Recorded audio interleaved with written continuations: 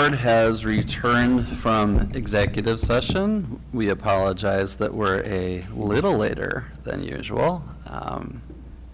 We're just yakking too much. As my sons like to say, we ordered a yappuccino, so there you go. So let's go ahead and get restarted. Let's go ahead and do verbal attendance. Verbal attendance of the board members starting furthest to my left. Please state your name for the record. Vasilia Supos. Scott Nelson. Alex Kamalevich. Eva Gilio. Julie Moon. James Dolan. Jessica Pritzker. Okay, and we are going to move on to section C, I believe, approval of the agenda. Can I have a motion and a second to approve the agenda? So moved, Gilio. Second. All in favor? Aye. Aye. Any opposed? Motion carries. Second, we approve the approval of the May 18th regular and executive session minutes. Can I have a motion and a second to approve those regular and executive session minutes? So moved, Moon. Second. Gabby, can I have a roll call, please? Supos. Pritzker. Aye. Nelson. Aye. Gilio. Aye. Dolan. Aye. Kemalevich. Aye. Moon. Aye.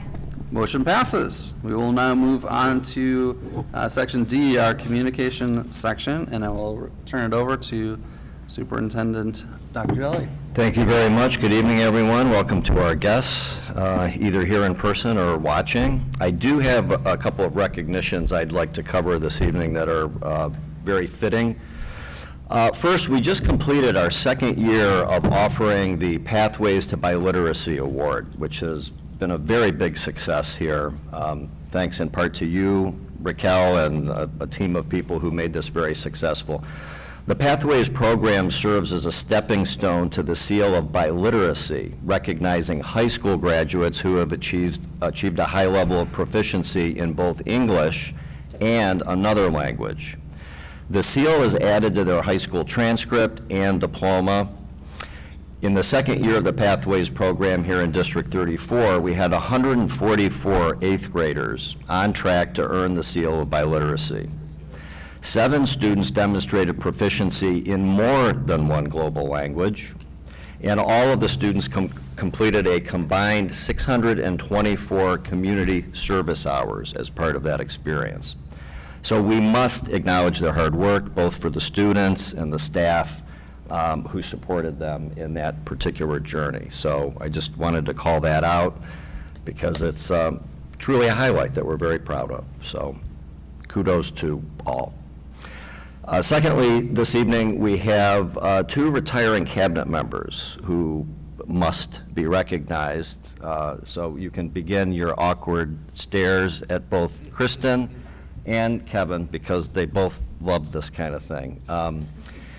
Kristen Caceres, Assistant Superintendent for Student Services, and Kevin Dorkin, Assistant Superintendent for Human Resources, are both retiring this year, and this evening will be their last board meeting, at least that you're required to be at. You can always come back to visit.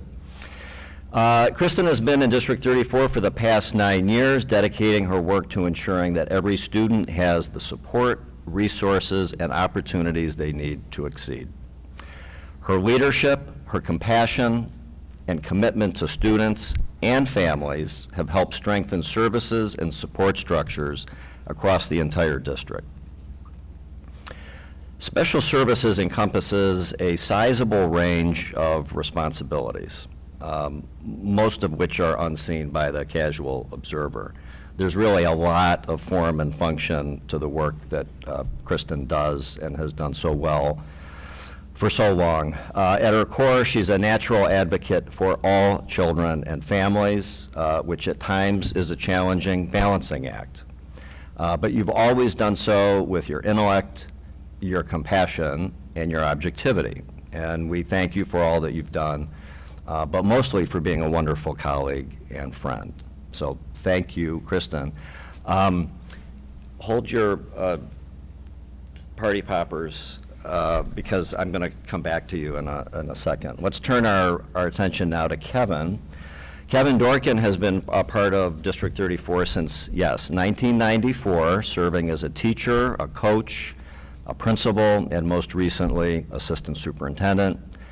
Throughout his remarkable career, Kevin has influenced thousands of students and their families. Just think about all the lives touched over such a long period of time, while supporting countless staff members over the years. Kevin, you were among the first to greet me on my arrival in the district, and you've been a great thought partner for me and have helped me immensely over our time together, so I thank you for that. You've also done the same for many teachers, aspiring administrators, and current administrators over the course of a long and successful career. We thank you for all that you've done, and most importantly, for being a wonderful colleague and friend as well. To both of you, we wish you all the best that retirement has to offer, including time with your families and friends, and being on a schedule that's not dependent on the demands of the job. And so as you enter this new chapter, we'd like to give you a parting gift to symbolize that life's a picnic when in retirement. And I have something I'd like to give to each of you. Toto is not in the bag, so you don't have to worry about something creeping up at you. Thank you very much, sir.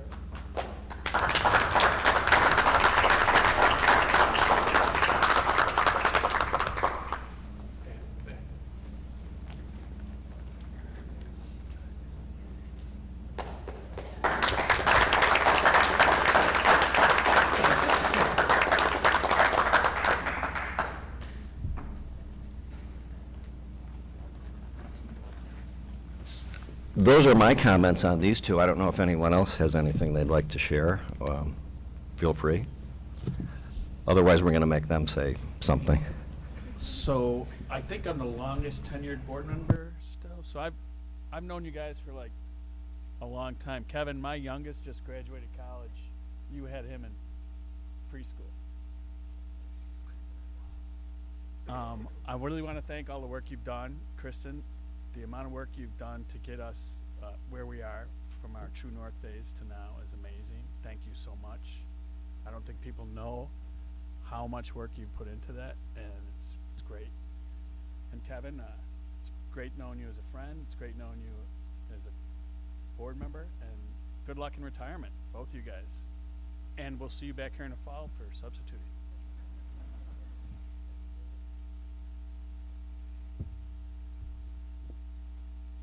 I just want to echo outstanding careers, both of you, and part of why District 34 is where we are is because of the longstanding commitments of folks like yourself and your peers, and the boards that have supported you and the guidance that you've provided to others as they've come in. So just thank you. Enjoy retirement. And it's 100 hours-ish, Kevin, of substitute time that you can do, right? 100 days, even better. I just want to say thank you also. These jobs are often very thankless, and you're always keeping up year to year. Nothing's ever the same.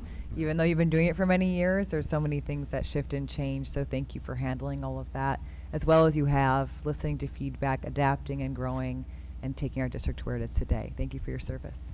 Yeah. If I can say something too, I'll miss both of you, Chris, and I've learned a lot from you. Every acronym, how many times I came to your office, I learned a lot. Kevin, you're probably the best dressed cabinet member, so you're going to be missed because of that. Yeah. Well, he's leaving. Next year will be your turn, okay? But again, it was a pleasure working with you. I hope you come and visit us once in a while and to see you. Okay. Thank you both.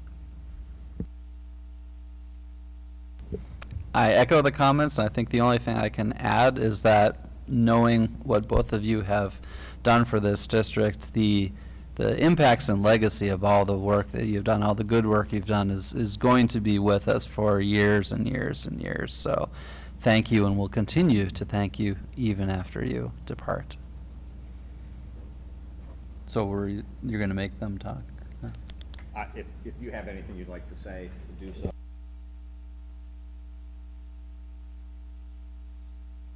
Thank thanks to all of you for allowing me to participate in this work. It's been a great 8 years. There's nowhere else I would rather wrap up a 35-year career. So thank you. I am confident that you are in good hands with the transition, but I will be looking forward to switching with Natalie and watching on YouTube, and she can have my seat at the table. So thank you. Thank you all for your kind words. I would just add to everything that Kristen said. For those watching and listening, thanks to this board and thanks to every board member who served before you that I've had the pleasure of working with.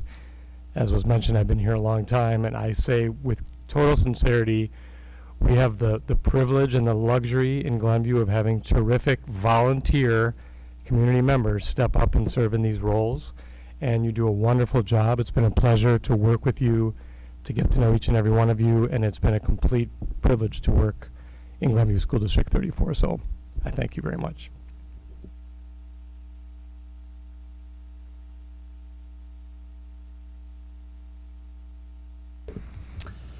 All right, we are going to move on to audience comments.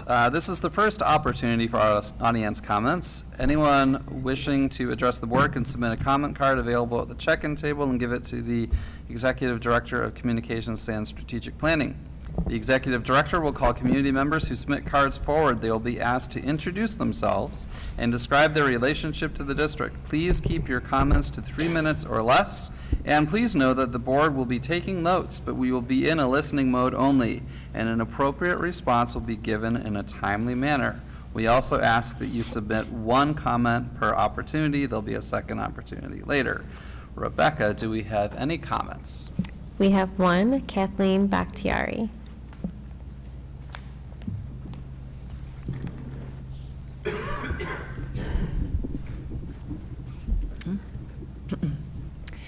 Good evening. My name is Kathleen Bakhtiari. I'm a mother of 3 children, 2 who attend Hoffman Elementary. I'm speaking on behalf of our advocacy group made up of parents, community members, former educators, and former school board members. We came together because we care about this district and every child and staff member in it. We are here as partners and collaborators because we want to see real, lasting change around emotional and physical safety. As we close out this school year, I want to start by sharing gratitude for our district's teachers and staff who show up every day for our children. We appreciate and applaud everything that goes into a school year. 3 months ago, I stood alongside fellow parents with concerns about classroom safety, inconsistent communication, and whether our district had the systems in place to support all students and staff. Tonight, we acknowledge that this board and district leadership made an effort to listen and engage with the community. We've seen commitments communicated to this community. A Train the Trainer program that addresses the regulated classroom with district-wide staff training planned this fall, increased associate allocations, behavior support programs, and more underway. We agree these changes are moving in the right direction. The district recently announced a more standardized communication protocol for classroom disruptions. We followed the link to the guidance document, and that link returns to the same language shared previously, language we appreciate, but that leaves a critical question unanswered. The protocol states families will be notified when a principal determines a substantial disruption has taken place. We're not questioning that commitment. We are asking what substantial means. Right now, that definition appears to rest on individual principal judgment with no written or shared criteria to guide it, at least to our knowledge. We know from experience what that looks like in practice, a classroom evacuation following an incident and no communication home. We are again asking administration to establish and share objective, written criteria defining substantial classroom disruption, consistent across all D34 buildings. This matters because trust between D34 leadership and many members of the parent community is fragile. Trust isn't rebuilt through intention, it is rebuilt through communication, personal experience, and data supporting evidence of change. In May, we said we looked forward to understanding what these commitments look like in practice. That question remains. Investment without measurement is intention without accountability. We're asking the district to commit to a reporting framework with specific outcome metrics like behavioral incident rates, time students spend outside the classroom, staff climate, and family communication experience. Not just training completion, but what happens in classrooms afterward. We encourage you to share that data with families regularly and let this community see the evidence of change, not just hear about it. We are genuinely excited about the changes we hope to see in the next school year. There is so much good in our district, so much to be proud of, so much to celebrate, and equally so much to keep refining and reforming. Please know that this community wants to partner with you. Thank you, and we wish everyone in this district a wonderful summer. Thank you for your comment. Rebecca, I think you said there was one? Yeah, that's all we comment, so have. We're done for now? Okay.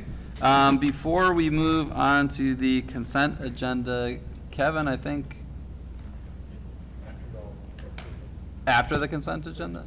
Okay, we're going to move on the consent agenda then. So these are consideration of resolutions.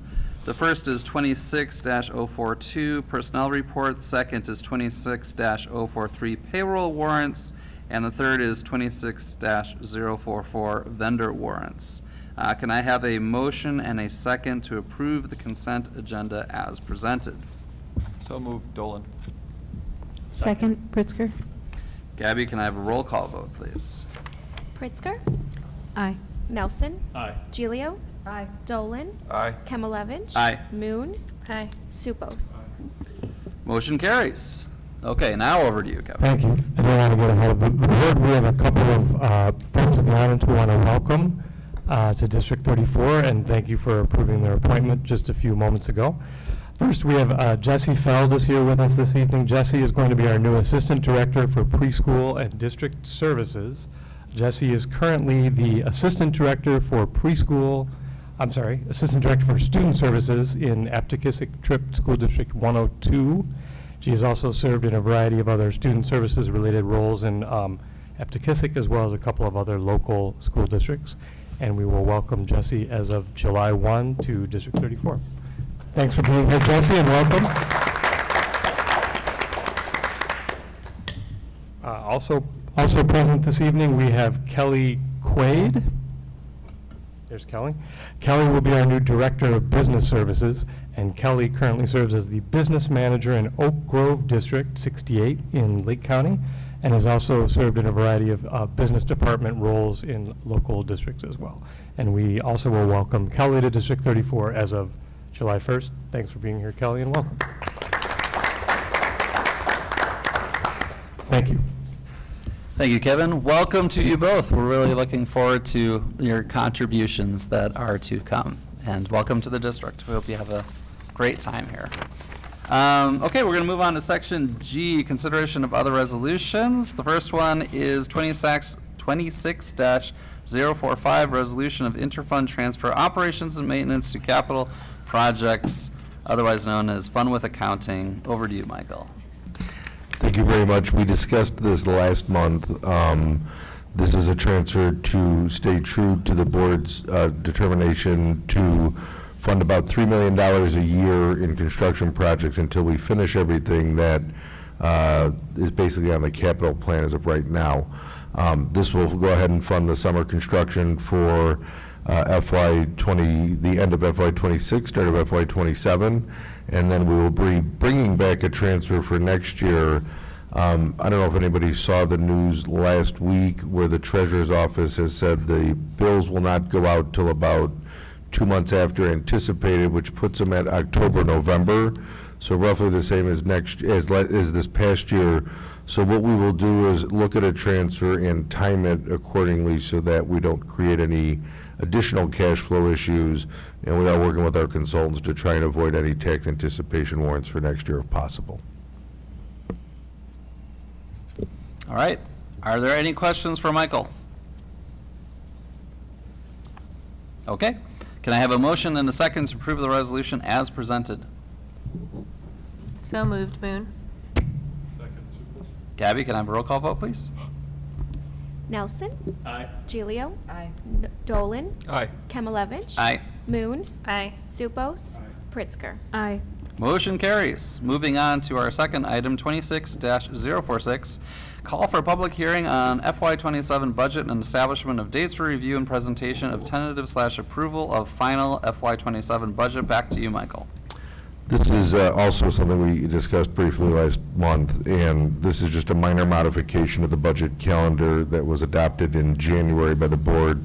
We will be putting on display the tentative budget on July 15th, and then at the August board meeting, we will have a hearing on it, or a presentation and approval of it, and then a hearing at the September board meeting for final approval in accordance with Illinois state law.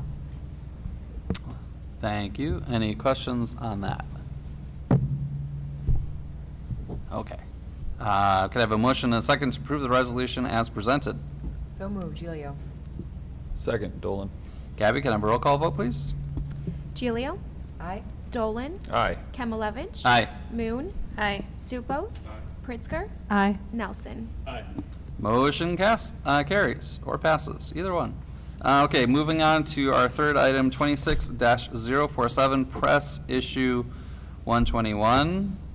Yes, this is the second consideration of the modifications to board policy. There is one change that we'll need to make effective July 1st when Kristen and Kevin officially depart, and we'll need to name their successors as complaint managers in those policies. So that'll be the only change that happens from the time that you hopefully approve these now. Thank you. Okay, great. Any questions? Can I have a motion and a second to approve the resolution as presented? So moved, Pritzker. Second, Nelson. Gabby, can I have a roll call vote, please? Gilio, Aye. Dolan, Aye. Kamalevich. Aye. Moon, Aye. Supos, Pritzker, Aye. Nelson. Aye. Motion carries. Okay, and now we're moving on to our fourth item, 26-048, the 2026-27 Administrator and Exempt Staff Compensation. Kevin, over to you. Thank you. This is part of the annual process of preparing contracts, one-year contracts for our administrative group, and the salary increases for our exempt staff, and we recommend the board approve these as listed in the two attachments. Questions? Can I have a motion and a second to approve the resolution as presented? Second, Dolan. Gabby, can I have a roll call vote, please? Dolan, Aye. Kamalevich. Aye. Moon, Aye. Supos, Pritzker, Aye. Nelson, Aye. Gilio. Aye. Motion carries. All right, we're moving on to Section H, discussion, where there is nothing listed. Anyone have any discussion? Just, Wait, can I just, I went to our last True North meeting last week. it's a good one. And can I read the closing statement I read to them? Sure. Good evening, members of the board and True North leadership. As a founding member of this cooperative, District 34 has been immensely proud to stand alongside you for decades, working collaboratively to serve the exceptional needs of students and families. Together, we have built a foundation of support that has deeply impacted countless lives. We have been incredibly pleased to see the cooperative embrace a new direction recently, one that strengthens its core mission and modernizes its approach. While District 34 is preparing to depart the cooperative to align with our evolving local structure, we want to explicitly recognize that True North and its member districts have always been and remain student-focused. We are proud that we can help True North move forward into this successful next chapter. As we transition, we carry that same student-first dedication back home, where we're excited to continue supporting our District 34 students within our Glenview schools. We leave with deep gratitude for our shared history, immense respect for True North's current leadership and vision, and absolute best wishes for the cooperative's continued success. And it was well received by the cooperative, and they actually thanked us for helping them nudge along to a better spot that they're at. It's really well said, Scott. Thank you for that. Sure. I also just want to say thanks for all the countless hours of meetings that you have been in to get to this I point. mean, the crazy part is they're meeting at 2:25 now, so it's much closer. Oh, if only. They asked if we'd stay again. I said no. Okay. I was worried. All right, next is Section I, audience comments. Before I read the spiel, do we have any more audience comments? We do not. Okay, great. I won't spiel then. Then our next section is J, reports, the FOIA report, number 1 FOIA report, and the number 2 monthly budget report. Anyone have any questions or concerns on that? No concerns, but comments. First, Michael, thanks for throwing some of the commentary and the text in there and your interpretation. It's kind of helpful to tack and trace some of the trends to what we're looking at. With the 2-month delay, I thought I read somewhere that the state was also going to be offering maybe potential for bridge funding. So just to get out in front of that, is there anything that we need to do to prepare for that so we don't have to do a short-term loan or anything like that? So that in the event of these continued delays, that we aren't finding ourselves in a continued rock and a hard place position. Yeah, they released the criteria, and it's a little bit different than last year, which made it nearly impossible for a school district like ours to get. The criteria still is a little nebulous in the concept because they're trying to say that everybody is eligible so long as they meet the 3 criteria, one of which is that you are dependent upon local property tax money, and we are at 89%. But there's $300 million. It talks about the first come, first serve. There was a lot of talk that is still going down to the south suburbs rather than the north suburbs because of overall need. And so once they release the final details of what that's going to look like, we'll investigate. Again, we're hoping, because of, if we get some of the tax money that we were supposed to get for this first installment, it may create a situation where there is not a need for tax anticipation warrants based upon the way that the levy has tracked since the Glen came on. So that would be the hope. And then also responsible transfers for construction. So we're eyeing all of that with PMA or PTMA now on where our investments lie. Any investments we make, we're making sure that they're short-term so that they are not wrapped up and we can either liquidate them or go ahead and utilize them as cash. So everything right now is scheduled to end around September, October, so that as we approach that time, we do have cash on hand. So there's, because I know this past year we had to go ahead and break some of the dates, and so that cost a little additional interest. That's something that we will definitely work, without having to do. And if we can qualify for the program, I think it's something we definitely are interested in doing if needed. And how far behind are we in revenue? So if you look at it in the projections, it's a little messy because obviously it takes everything into account. We're about $5.2 million shy in property taxes of where we should be. We're 5.5 total million dollars, I believe it is, in actual revenue that we anticipated. And yet, if you look at that, it's about a 4.5%, I think 4.5 or 4.8 under where we were last year at this time and where we anticipated. And our expenses are actually 4.5% greater, and yet, because of the fact that we're under budget on expenses, and that is remarkable, and it's a big credit to the administrators, the building level administrators, the teachers, everybody for being financially prudent, because this was not an easy year with everything that went on, and then there were 3 CSBOs in the time. So the fact that we're so far under is a credit to everybody, because that's when a lot of spending sometimes can get out of control.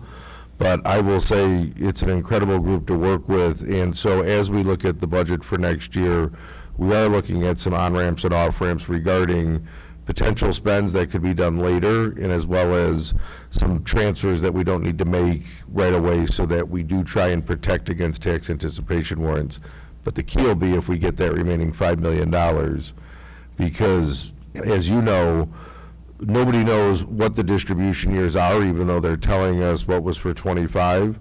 The 25 makes the same statement that used to with its in prior years. The end of the 24 distributions did as well. But there used to be an actual distribution statement on the treasurer's website. There is no longer that there. The last one, as I said last month, was October 31st. So they're begging to get that out, and we still believe there are 0 refunds that have been given. So even though our refunds are not huge, and we get those back in arrears the following year, it still puts us in a position of trying to do a little bit of guesswork. So any pressure that we can continue to put on the county and Tyler would be effective to try and figure out that kind of mess that we're heading towards. So I just want to reiterate the thanks to everybody for the responsible use of the resources we have and the expense management to be able to not have a very negative situation at the end of the school year, and that goes to everybody that beyond this room. So thanks to all the teachers and the administrators to make sure that was where we're at. That's a good question. I just wanted to, now that we are managing our own money in-house per se, I assume you're going to be more mindful of like working cash going forward, because now we have an idea that the county is terrible at this. Right. And they're not going to get better within the next 2 years. Yeah, so we're going to maximize our working cash levy going forward. We're also looking to transfer interest earnings back into working cash to bump that up, especially as we sit in a position that we don't need those. And the interest earnings are starting to go back up again, as you know, because of the economic situation. So totally being mindful of getting working cash back up to what it's supposed to be, which is a rainy day fund. And then also utilizing different ways to have money go in there, but also if we need it, have the money come back out so that we have the flexibility to loan ourselves money, so to speak, from our savings account rather than having to go out. And just from another standpoint, if we can ever get our fund balance in a situation that's as good as all the other taxing districts in Glenview, you know, we could buy tax anticipation warrants. Right. Because those rates were pretty good. Mm-hmm. And it's a nice short-term investment that gives you a nice return on it, so, and it helps out other taxing districts in the area. Great. Thanks. Thank you all. That was very great. Okay, any other business? Sure? Okay. Before we adjourn, you guys love this, right? Okay. On this date, in 1215, King John II of England put his seal to, in other words, signed the Magna Carta, which is generally recognized as one of the principal founding documents of modern democracies, constitutional democracies. So, with that, thank you all, and we are adjourned.